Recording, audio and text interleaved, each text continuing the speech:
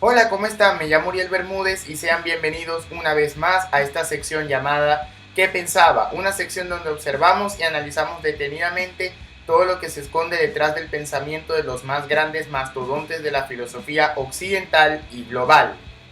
En el episodio de hoy veremos el pensamiento filosófico del filósofo británico Francis Bacon. Entonces, ¿qué era lo que pensaba Francis Bacon?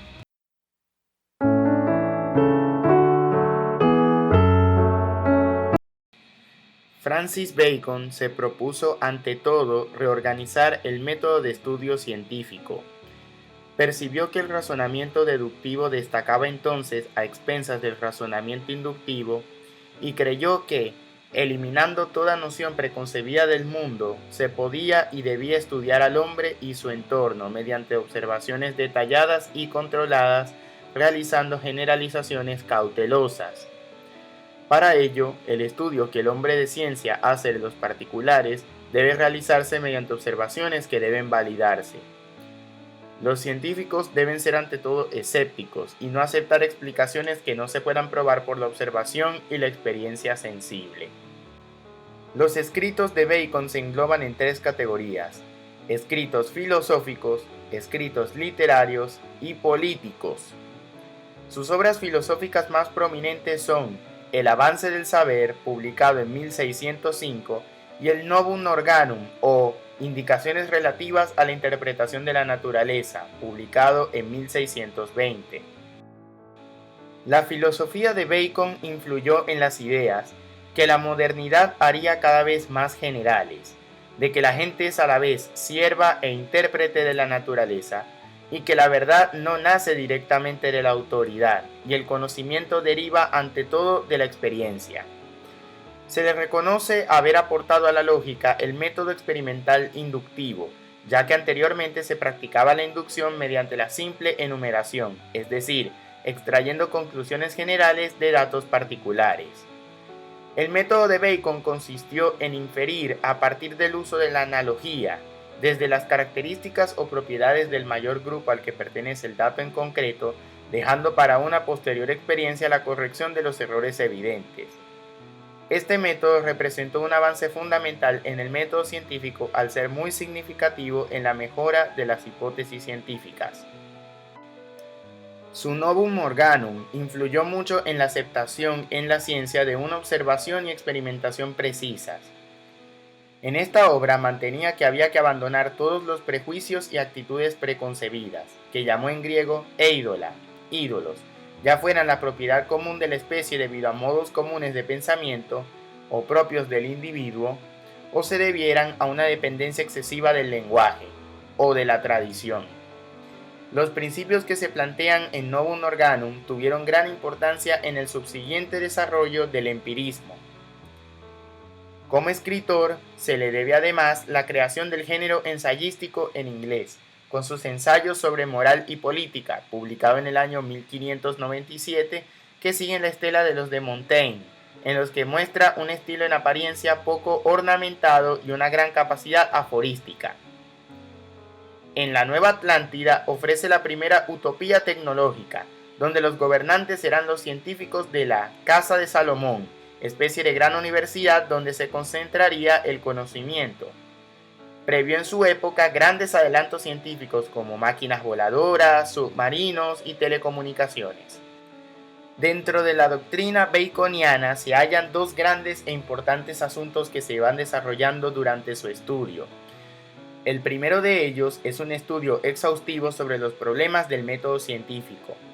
El segundo hace referencia a la técnica aplicada a la vida humana. Bacon emprende una lucha decisiva focalizada en Aristóteles, debido a que éste había, según él, imposibilitado el progreso de la ciencia aplicada. Tanto la antigüedad como la Edad Media no concibieron la posibilidad de mejorar las condiciones de vida humana por medio de los descubrimientos de la ciencia. Por ello, Bacon orientó su atención a tal problema, proclamando una ruptura concentrada específicamente en la doctrina de Aristóteles, pues este pensador, según Bacon, Es el autor de los más grandes errores que alimentaban a la época renacentista, que lo tenía como modelo. Además, criticaba su ineficaz método, su inutilidad práctica, debido a que éste, así como su filosofía, tenían solo una utilidad discursiva, dispuesta únicamente para debates y discusiones, pero no en provecho de producir obras que sirvieran a la vida humana. Bacon se refiere a la lógica aristotélica como aquella que deja sin bases a la investigación científica, porque su silogística gira en torno a un grupo de conocimientos, con el fin de solo reafirmarlos. A esto llama anticipaciones de la naturaleza. A su propuesta metodológica la designa interpretaciones de la naturaleza. Estas consistían en tener un acercamiento sistemático a la experiencia y así, gradualmente, ascender a premisas generales, para después retornar al estado sensible y hallar el carácter práctico del conocimiento. Pero para llevar a cabo lo anterior, se debe aplicar la verdadera inducción que va en contra de la inducción por enumeración simple. Esta última es rechazada en sus conclusiones, al tropezarse con un caso donde las mismas conclusiones no pueden aplicarse. Es por ello que la verdadera inducción es la más viable en cuanto que toma los casos negativos y tras un gran número de ellos concluye los afirmativos. Al controvertir la filosofía y especialmente el método del estagirista, a la vez hace notorio la idea preponderante de su pensamiento, de aumentar el dominio sobre la naturaleza, para así mejorar la vida del hombre. Bacon hace una analogía entre el nuevo científico y la abeja, pues el primero debe ser como las segundas, en cuanto que ellas recolectan de las flores el material para transformarlo después en miel. Su propuesta de una nueva lógica es experimental, para así poder dominar la naturaleza a través del obrar. El Novum Organum, publicado en 1620, concibe la ciencia como una técnica que puede dar al ser humano el dominio sobre la naturaleza. Trata sobre la lógica del procedimiento técnico-científico que se contrapone deliberadamente a la aristotélica, cuyo tratado se titulaba precisamente Organum, ya que, según Bacon, resultaba buena solo para la disputa verbal.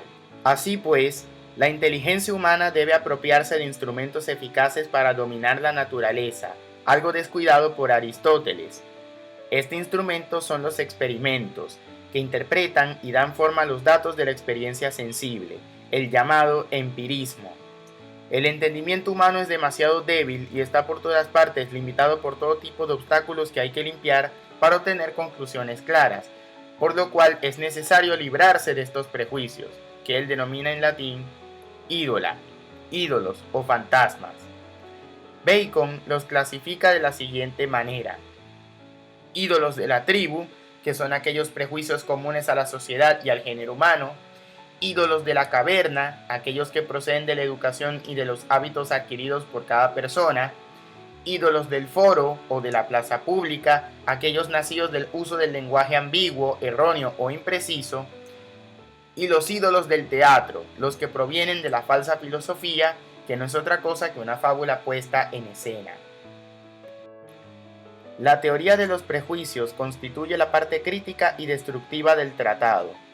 La parte constructiva estudia el modo en que debe ser organizada la experiencia. Es un discurso sobre el método científico. La viga maestra de este método es la inducción lógica, para organizar e interpretar los datos de la experiencia y para hacer experimentos. Finalmente, Bacon propuso su teoría de las tres tablas o tres registros. En la primera, que se llama tabla de presencia, se señalarán los casos en los que se da ese fenómeno o naturaleza. Por ejemplo, los rayos del sol producen calor. En la segunda, que se llama tabla de ausencia, se señalarán los casos en los que no se da ese fenómeno o naturaleza. Ejemplo, los rayos de la luna no producen calor. Y en la tercera, que se llama tabla de grados, se señalarán los casos en los cuales la naturaleza observada aparece en distintos grados de intensidad, que puede variar en algunos casos. Si el video te gustó, no te olvides de darle un me gusta y compártelo con cualquier persona que consideres le interese esta temática. Suscríbete al canal y activa las notificaciones dándole a la campanita si quieres ver más videos de este estilo. También no te olvides de seguirme en mis redes sociales que están abajo en la caja de descripción. Sin más nada que decir, se despide este humilde servidor, Uriel Bermúdez, y esto era Lo que pensaba Francis Bacon.